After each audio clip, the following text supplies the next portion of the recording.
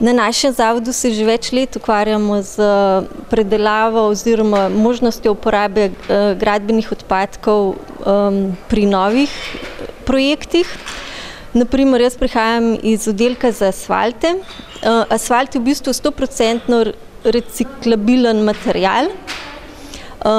Vključeni smo tudi v projekt Reroad.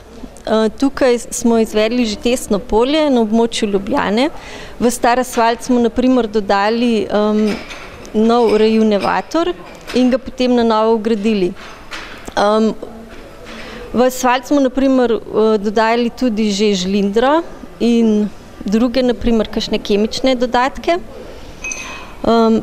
Vključeni pa smo zdaj po novem tudi v projekt Rebirth, ki je stekel zdaj in bo trajal še 2 leti.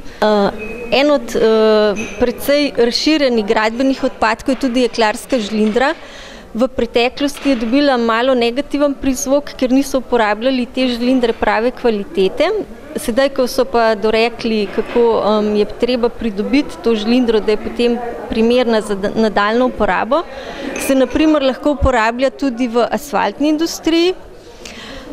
Omejitev je mogoče to, da je ta žlindra bolj težka in ni ekonomičen potem prevoz na daljše relacije, da bi jo uporabili še kje pri proizvodnji asfalta za na ceste. Pri asfaltu je tako, da se lahko 10% starega asfalta dodaja v novi asfalt brez posebnih preiskav.